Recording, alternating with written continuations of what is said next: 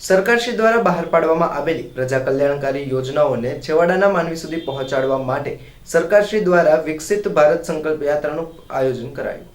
ભારત સરકાર દ્વારા વિવિધ યોજનાઓના અમલીકરણ માટે તથા ભારત સરકારની વિવિધ યોજનાની પાત્રતા ધરાવતા તમામ લાભાર્થીઓ સુધી દરેક યોજનાની સંપૂર્ણ અને સચોટ માહિતી મળી રહે તે હેતુસર ભારત સરકાર અને રાજ્ય સરકાર હંમેશા કાર્યરત રહે છે। જે બાબતને લઈને દરેક લાભાર્થીઓ સુધી સંપૂર્ણ અને સચોટ માહિતી પહોંચાડવા માટે સરકારશ્રી દ્વારા પ્રજા કલ્યાણકારી યોજનાઓનું જાગૃતિ ફેલાવવા વિકસિત ભારત સંકલ્પ યાત્રાનું આયોજન શરૂ કર્યું છે। ભાવનગર શહેરમાં પણ વિકસિત ભારત સંકલ્પ યાત્રાનું શરૂઆત થઈ ચૂકી છે।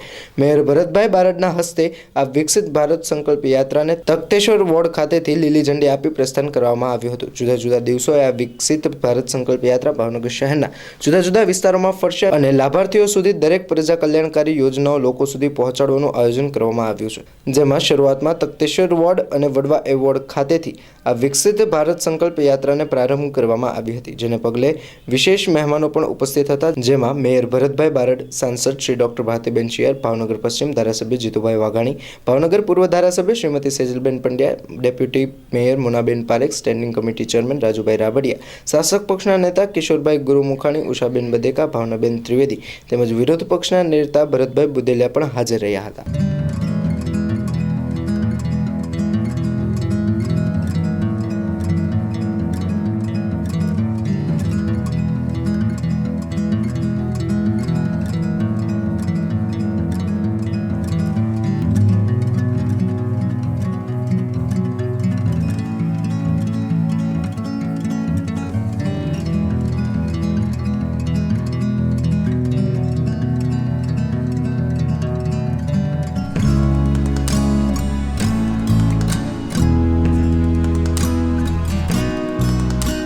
એસસીજીમાં અમને બધી સગવડ મળી ગઈ ને તરત તાત્કાલિક મારા પપ્પાનું ઓપરેશન થઈ ગયું હતું। ત્યાં કોઈ જાતની તકલીફ પડી નહોતી અમને।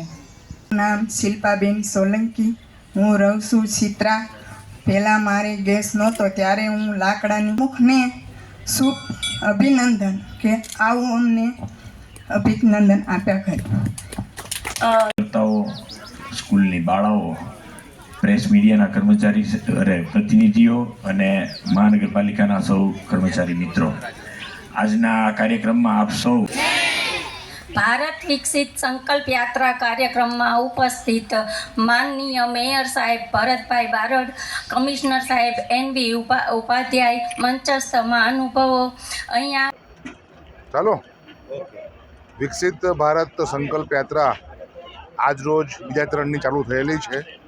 ભાવનગર મહાનગરપાલિકામાં કુલ 13 વોર્ડ છે અને દરેક વોર્ડમાં રોજના 2 કાર્યક્રમ થશે, એટલે 13 દિવસ સુધી આ કાર્યક્રમ વિકસિત ભારત સંકલ્પ યાત્રાનો ચાલશે અને આમાં ભારત સરકાર હસ્તકની તમામ યોજનાઓનો માહિતી જાણકારી આપવામાં આવશે અને આ ઉપરાંત જે લાભાર્થીઓ છે એ તમામ લાભાર્થીઓને કવર કરીને એક સેચ્યુરેશન એપ્રોચ જે માના સરકારશ્રીનો અભિગમ છે કે ભાઈ જે પણ યોજના છે એનો કોઈ પણ લાભાર્થી બાકી રહેવો જોઈએ નહીં, તે અભિગમથી કાર્યવાહી કરવામાં આવશે અને તમામ લાભાર્થીઓ જે લાભ મળવાપાત્ર છે તેને ઓન ધ સ્પોટ લાભ આપવામાં આવશે।